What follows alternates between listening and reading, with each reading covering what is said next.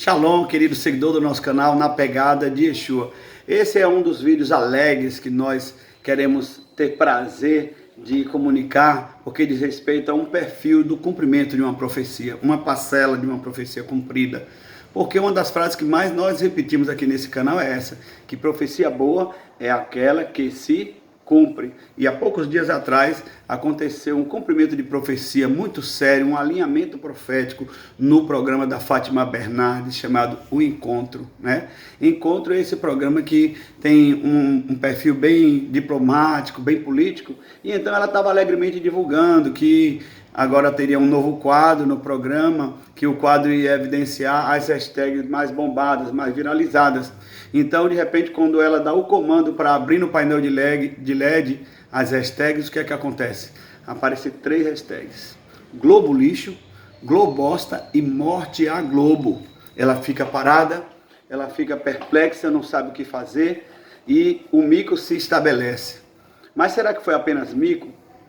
Será que foi apenas uma situação que no Fantástico repetiu naquele quadro miserável que só quer depreciar o nosso presidente Bolsonaro, e isso a Globo não mostra? E eles mostraram como um momento engraçado, mas não é nada de momento engraçado, é um momento profético, porque na palavra de Deus chama-se um princípio aquilo ali. Sabe qual é o princípio? O princípio que diz, quando os inimigos confessam. Está cheio na palavra desse princípio. Para trocar em miúdos, para você entender melhor. Se você conhece arte marcial, UFC, você percebe que quando há dois atletas lutando, que um imobiliza o outro, por exemplo, com um golpe de jiu-jitsu, o outro tem que bater no ombro onde ele tiver acesso no inimigo. Ele está dizendo, você venceu, eu estou reconhecendo, o seu adversário está reconhecendo que você é superior. Aí o juiz intervém e manda parar a luta, porque se não der os 3 tapinhas, ele vai ser estrangulado e ele vai dormir, apagar na linguagem do jiu-jitsu, ou seja, ele vai perder o fluxo do sangue para a cabeça, para o cérebro, e ele vai desmaiar.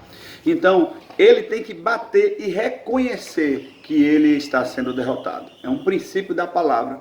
Está cheio no Antigo e no Novo Testamento, quando os inimigos confessam.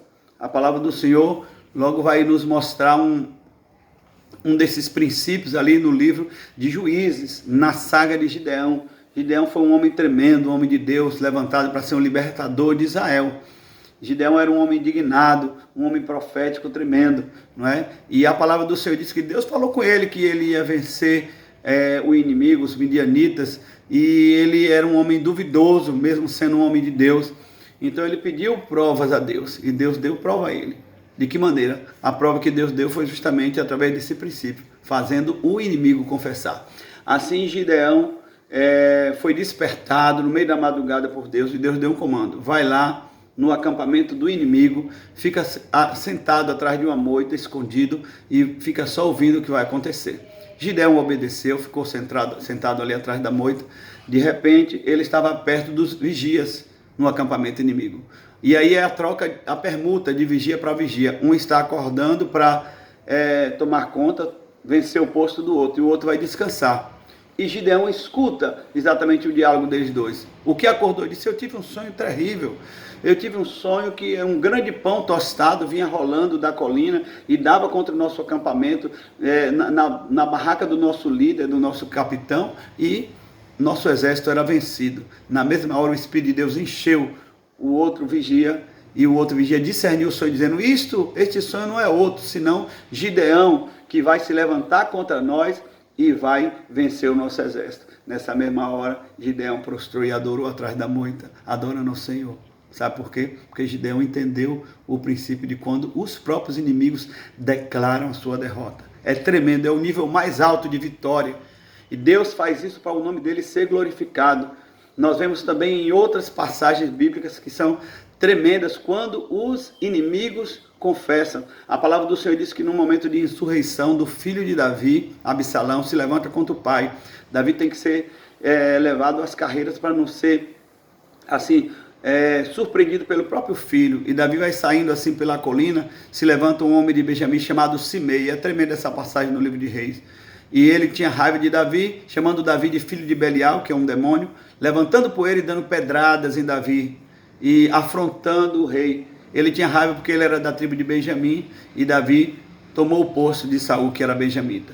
E ali um dos soldados de Davi disse assim: eu vou arrancar a cabeça desse cachorro miserável que está dando pedrada em você, rei. Davi disse: eu não permito. Se ele está dando essa pedrada é porque Deus está permitindo. Com pouco tempo, Davi teve uma reviravolta, superou, venceu o exército do filho Absalão, e Davi volta para tomar novamente o posto de rei e sentar no trono. Quando ele está atravessando o rio, quem é a primeira pessoa que entra no rio e se prostra e pede perdão a Davi? O mesmo Simei que deu pedrada nele, reconhecendo que ele era o rei digno. Esse é um princípio da palavra, meus irmãos. Quando os inimigos confessam, na saga, na história, na vida pública do Senhor Jesus, muitas vezes aconteceu. Jesus chega em Gadara, e quando ele chega em Gadara, o que é que acontece? Um jovem cheio de demônios, que nem as cadeias seguravam ele, que só vivia no meio dos defuntos, no meio dos cemitérios, urrando, cheio de demônios. Quando Jesus pisa em Gadara, aqueles demônios dentro daquele jovem vêm correndo e fazem aquele jovem se prostrar e dizer: filho do Altíssimo, já vieste nos atormentar? O próprio demônio reconhecendo a sua miséria e a sua derrota diante do campeão Jesus. Foi isso que aconteceu com a Globo Lixo. Agora você entende porque Deus permitiu que dentro de um próprio programa da Rede Globo